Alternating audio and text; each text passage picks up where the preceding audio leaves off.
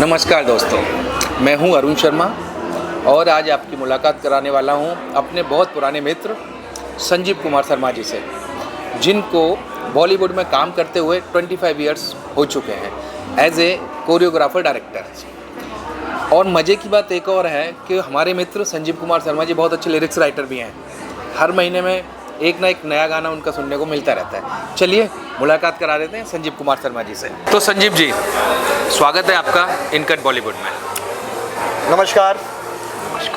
और बहुत बहुत बधाई मेरे दोस्त को कि मुझे अपने शो में बुलाया है। अरे वाह, हमारी खुशकिस्मत है कि 25 साल के सफ़र के दौरान हमारी कितनी बार मुलाकात हुई, लेकिन आज एक नए मंच पे आपका स्वागत हम कर रहे हैं। तो संजीव जी, सफ़र 25 साल, माया नगरी, कहते हैं यहाँ पे बहुत फूल और कांटे लोगों के सफ़र में रहते हैं। आपका सफ़र कैसा रहा? नहीं, वो तो आपने बात एकदम सही बोली कि बाहर से तो फूलों का सफ़र लगता है ये, लेकिन सफ़र तो कांटों का ही है। स्टार्ट कांटों से ही होता है और फूलों तक पहुँचते पहुँचते हाथ पैर शरीर काफ़ी जख्मी हो जाता है। तो ऐसा ही। लेकिन मैंने देखा है कि आप जो 25 से शायद 25 नहीं, शायद 28 साल हो चुके हैं आपको। परफेक्ट, ये 28वां साल चल रहा है। 28वां साल, मतलब 30 होने वाले कंप्लीट। हाँ। तो ये आपने शुरुआत की एज ए कोरियोग्राफर डायरेक्टर? नहीं। ऐसा ही क्यों? नहीं, ये कुछ चीज़ ऐसी है कि मैं शायद लोगों को ना पता हो, लेकिन मैंने बॉलीवुड में शुरुआत की थी एज ए एक्टर, और एज ए एक्टर भी मैंने थोड़े बहुत काम किए। ओह, वो नज़र नहीं आए एक्चुअली। आए लोगों ने देखे, लेकिन वो बहुत बात पुरानी हो गई। तो फिर मुझे ऐसा लगा कि कुछ और शायद मुझे करना है यहाँ पे। तो मैं असिस्टेंट में चला गया। दयाल नहलानी को असिस्ट करता था मैं। फिर एक सीरियल आता था सोनी पे, शाहीन, उसमें एसोसिएट रहा। तो डांस क्लासें मेरी चलती थी। 20 साल मैंने डांस क्लासें की हैं। मतलब डांस सिखाते थे लोगों को? मैं डांस सिखाता था और बहुत नाम था। काफ़ी सेलिब्रिटी मेरे पास सीख के गए। ओहो। तो करते करते सफ़र कोरियोग्राफी से फिर अब डायरेक्शन, और साथ में आप जैसे आपने बताया एज ए लिरिक्स राइटर भी मेरे गाने महीने में टचवुड 3-4 गाने आ जाते हैं। तो मतलब अभी आपको पहचान लिरिक्स राइटर के नाम से लोग ज़्यादा जानते हैं या कोरियोग्राफर डायरेक्टर के नाम से ज़्यादा जानते हैं? पहचान किधर है आपकी? पहचान तो as a director choreographer. Director choreographer. हाँ, वो लिरिक्स राइटर में थोड़ा सा चुपचाप काम करता हूँ। मेरे को सामने से आ जाता है म्यूजिक डायरेक्टर का कॉल, तो मैं गाना लिख के दे देता हूँ। हाँ, ये है टचवुड की महीने में 3-4 गाने आ रहे हैं मेरे। कुछ गाने आ रहे हैं, भजन तो आते ही रहते हैं। तो मतलब लिरिक्स राइटर 3-4 गाने आ रहे हैं या कोरियोग्राफर 3-4 गाने आ रहे हैं?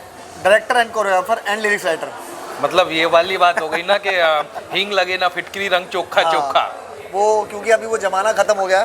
पहले हम इंडस्ट्री में आए थे तो बोलते थे कि एक ही घोड़े की सवारी करनी चाहिए। हाँ। लेकिन अभी कहते हैं कि जितने ज़्यादा घोड़े होंगे सवारी अच्छी होगी, इसलिए मैंने भी घोड़े बढ़ा दिए। लेकिन बॉम्बे में तो घोड़े दौड़ना आजकल बंद हो गए हैं। हाँ, घोड़े दौड़ना बंद हो गए, लेकिन सवारियाँ चल रही हैं। सवारियाँ चल रही हैं। तो दोस्तों, इनकी कहानी कैसी है ये और भी चर्चा जारी रखेंगे। एंड चलो, इनका एक बीच में एक ट्रेजेडी भी हुई थी इनके साथ में, उसकी शुरुआत इनसे करते हैं। आज से 10-15 साल पहले कुछ एक लफड़ा हुआ था आपके साथ में, वो क्या था जगह दर्शकों को बताइए। ऐसा कोई लफड़ा नहीं था, मस्ती कर रहे हैं। नहीं, मस्ती की बात नहीं है। सही एक्चुअल में क्या होता है, जब तक आप एक सही चीज़ें लोगों को नहीं बताएंगे तो लोग कैसे पहचानेंगे कि 25 साल का सफ़र कैसा रहा?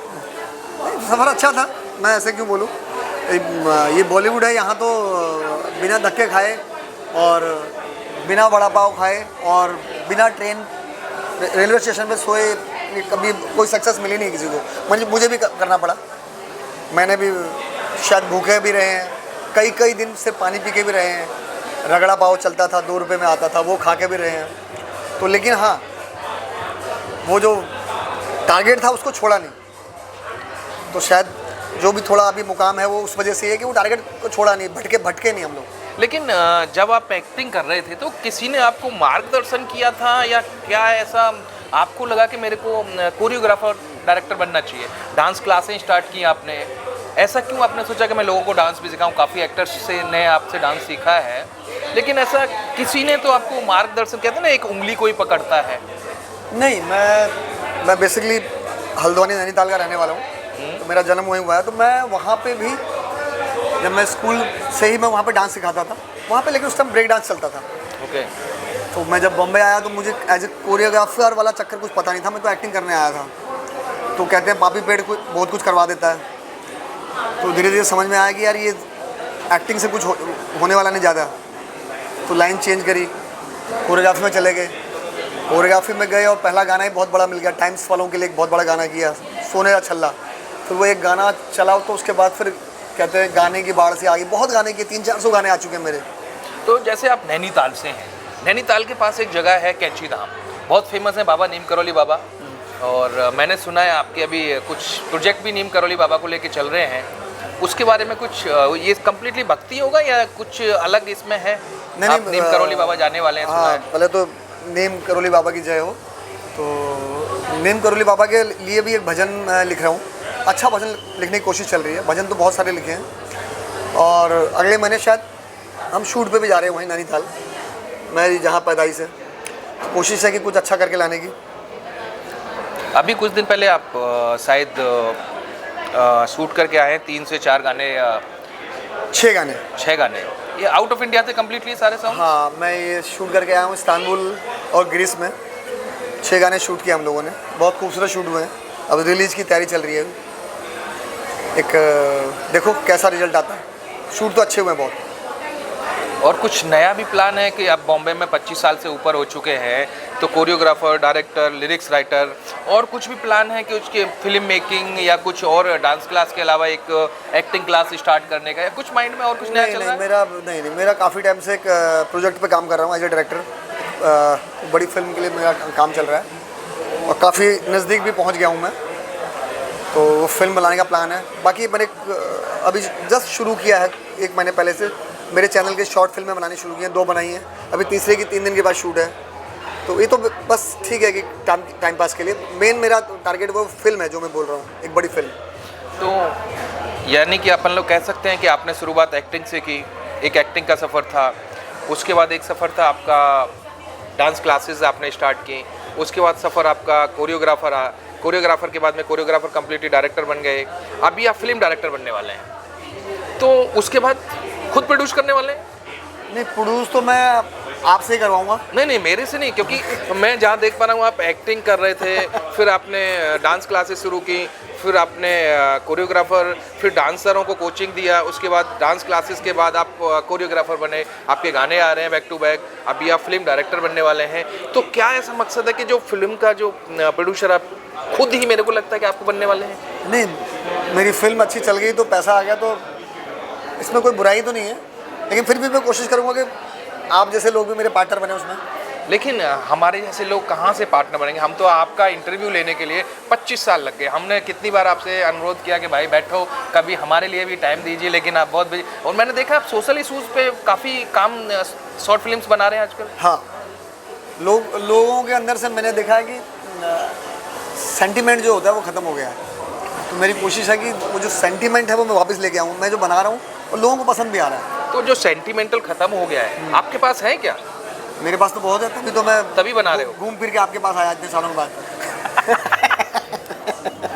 ये देखो, ये मस्ती वाली बातें हैं, चलती रहेंगी, ऐसा कुछ नया नहीं है। लेकिन जो सोशल इश्यूज़ पे आप प्रोजेक्ट बना रहे हैं, तो ये क्या एक आम पब्लिक के लिए है या कुछ स्पेसिफिक ऐसे इश्यूज़ आप फाइंड आउट करते हैं कि इस पे हमने काम करना है, कुछ समथिंग? नहीं, मैं आम पब्लिक को लेके प्लान कर रहा हूँ। ओके। और अच्छा, मैं बताना भूल गया कि मेरी एक शॉर्ट फिल्म है जो इंटरनेशनल फेस्टिवल पे जा रही है, जल्दी रिलीज की तैयारी है, तो आपको देखने को मिलेगी। उसका टाइटल है मुखोटा। देखो देखिएगा। टाइटल कितना अजनबी पहचान को पहचान दिलाने के लिए एक मुखोटा ही काफ़ी होता है। फिल्मी दुनिया में इनको 25 साल से एक मुखोटों को लेके बैठे हो। अभी इन्होंने एक फिल्म डायरेक्ट की जिसका इनॉग्रेशन शायद फिल्म फेस्टिवल में होने वाला है, उसके बाद आप उसको रिलीज़ करने वाले हैं। उसका नाम भी, टाइटल आप देखेंगे, मुखोटा। क्या ऐसा रीज़न है कि मुखोटा टाइटल क्यों रखा गया? हाँ, क्योंकि जो मेरी फिल्म है वो है कि आजकल की इस दुनिया में इंसान जो दिखता है वो होता नहीं है। हमें लगता है कि कुछ और है और लास्ट में पता चलता है कि जो हम सोच रहे हैं वो है ही नहीं, कुछ और है। कहानी पूरी नहीं बताऊंगा, नहीं तो। क्यों? मतलब एक चेहरे पे एक चेहरा। हाँ। आपके चेहरे पे भी एक चेहरा है?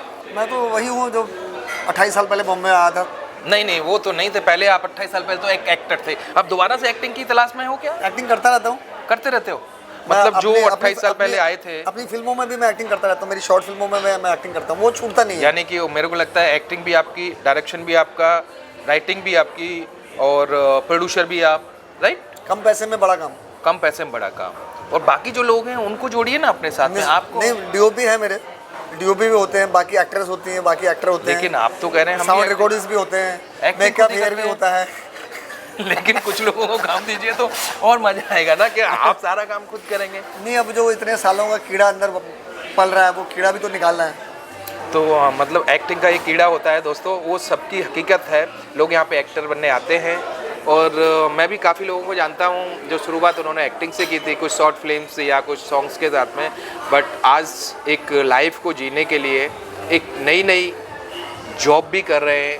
बहुत सारे लोग ऐसे भी हैं कि जो सफ़र को बॉम्बे में ही जारी रखना चाहते हैं। डिफरेंट बिजनेस भी स्टार्ट किए हैं लोगों ने। और ये हमारे मित्र हैं संजीव जी, 25 साल पुराने दोस्त तो हैं, लेकिन ये एक्चुअल में क्या है ये अभी तक आपको नहीं बता पा रहे हैं। ये बहुत अच्छे कोरियोग्राफ डांसर तो हैं, लेकिन ये खुद डांसिंग इतना अच्छा करते हैं कि आप यकीन नहीं कर सकते। आप यूट्यूब पे या फेसबुक पे या इंस्टाग्राम पे जाके इनके चैनल को फॉलो करेंगे तो आपके डिफरेंट काइंड ये जो डांसिंग लोगों को सिखाते हैं वो भी देखने को आपको मिलेगी। मेरा यूट्यूब पे चैनल है SKS डांस क्रिएशन और इंस्टा पे है शर्मा SK ऑफिशियल। एक बार जाके देखिए। तो उसमें मैं काफ़ी लोगों को बोलता हूँ कि आप डांस भी सीख सकते हैं, मेरे काफ़ी वीडियो डले हुए हैं उसमें। तो रील हैं छोटे छोटे, लोग सीखते भी हैं, तो मुझे कॉल आते हैं। इनका कहना है कि जो लोग पैसा लेके डांस सिखाते हैं, इन्होंने छोटी छोटी रील्स बनाई हैं जिनके माध्यम से आप खुद भी घर बैठे डांस सीख सकते हैं उन रीलों को फॉलो करके। बराबर? कुछ नया और उसमें मिलेगा। रेगुलर रील डालने वाले हैं आप डांस क्लास के लिए? डली हुई है, बहुत सारी रीलें हैं। बहुत सारी मेरे अभी शूट होते हैं मेरे, तो मैं अभी ज़्यादा नहीं कर पाता। शूट डलते रहते हैं उसमें, तो अभी डांस तो मैं ज़्यादा नहीं डालता। हाँ, शूट का डांस डालता हूँ। दोस्तों, ये थे आज के मेहमान संजीव कुमार शर्मा। ऐसे ही एक नए एपिसोड में नए मेहमान के साथ हम आपको फिर मिलेंगे। और ये एपिसोड्स को पूरा देखने के लिए आप इनकट बॉलीवुड को फॉलो करें, शेयर करें, लाइक करें, कमेंट ज़रूर करें और साथ के साथ एपिसोड को पूरा देखें। जो भी आपको सही लगता है, सही नहीं लगता है, आप हमें बताएं। हम नेक्स्ट एपिसोड्स में उन चीज़ों को चेंज करेंगे, कुछ नया आपके लिए लेके आएंगे।